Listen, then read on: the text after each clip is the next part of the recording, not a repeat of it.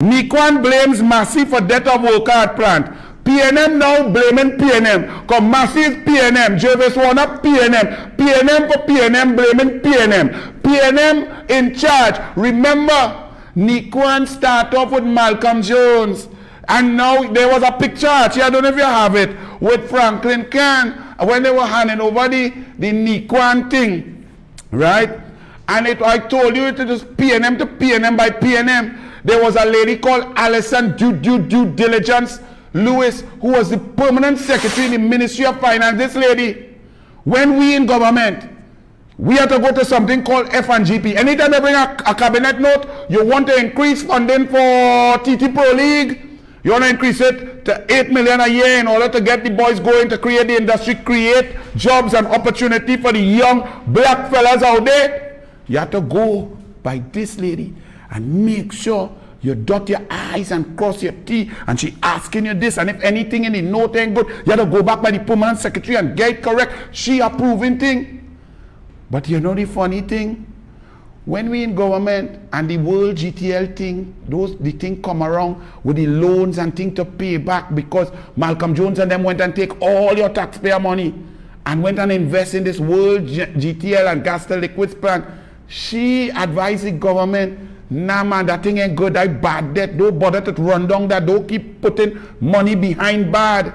You know when Rowley come with Emailgate and they gerrymander the election in 2015 and give the PNM an extra hour, you know the first thing happened? This woman jumped out of the Ministry of Finance and went as the chairman of the Port Authority Board.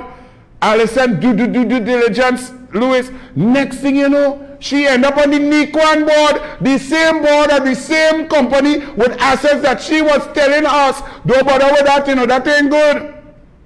And then all of a sudden, the Niquan get $120 million US loan. Niquan get the assets of the government that was valued at 100 million pounds. They get it for 10 million US.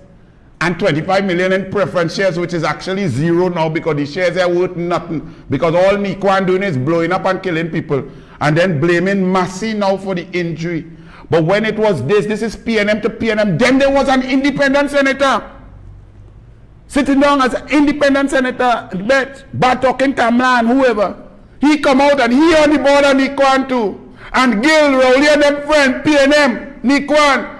Now, Niquan also give contract to Massey, PNM. Now, if all the PNM fighting, PNM investigating PNM by PNM and the police investigating accident, but not Paria accident by Paria because PNM, Newman George Day and Small Pin was there. But they investigate the 4 divers left in a pipe for 39 hours to death. But they want to investigate this and now they're fighting up. That's what you vote for. And these people have no shame. The man who replaced she is a fellow called Vishnu Danpal. Earlier on, 2-3 years ago, I heard Dan Paul espousing the policy of the PNM. I said, but what you doing? You're not a minister in the government. You're the permanent secretary. You're just supposed to give us facts and figures. You're supposed to be apolitical. You know when Dan Paul leave there. Dan Paul is now the PNM High Commissioner somewhere, whether England or somewhere. No joke. That's what PNM does.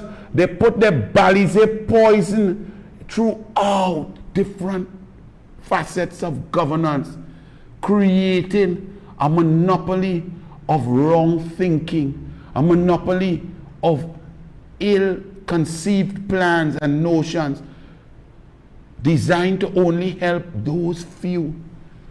So this one also, when she went on the Port Authority, she's the one who approved Bridgman's, you know. Now remember, she was the permanent secretary in Ministry of Finance, which means she know the Ministry of Finance rules, she know tender rules, she know procurement better than anybody. She's an expert. But how Bridgman's qualified? Remember, Bridgman's was a company, Mark Bassan, before he ended up by CNC3 when they buy him out and he went quiet. Tony tell me about football and John Williams, but he tell me about nothing else under Rowley and the PNM. Remember that he tell me about the APT James and the Buku Reef. He tell me about the 2 Cutlass vessels. He tell me about Noel Garcia. He tell me about Fake Oil and Petrotrin. He tell me about NGC and Lotus. He do none of them things because he was working CNC3, Guardian Media Limited, right? Yes. Sab got told when you see me walk past, this woman, Bridgemans did not even have the first sheet, which is the asset base, the track record, the company history, the resources to even qualify to bid. But somehow Bridgemans got to bid, and Bridgemans got a charter party agreement under this. Former permanent secretary, Ministry of Finance, who helped write finance rules, who's an expert, move ship PNM tail. Now this is the problem with Trinidad and Tobago. And that's why you must vote them out. Look at the picture here. Niquan says entire plant not shut down, only affected area. Prime Minister Dr. Keith Rowley cuts the ribbon, officially opening Niquan gas to liquid span. Next to Rowley, well, Franklin Khan, one man dead already. Then you had this Republic Bank man, Hartford. Then Allison, due diligence. How, let me ask you something. How Niquan paying back the $120 million US loan? How they got the loan? What was the collateral? How you could go and just get $120 million US loan, so when you didn't operate for 2-3 years, and when you start to operate, you blow up and you burn up, now man dead? That's really amazing. How come all they're not so lucky to get loans so and get chance? Well,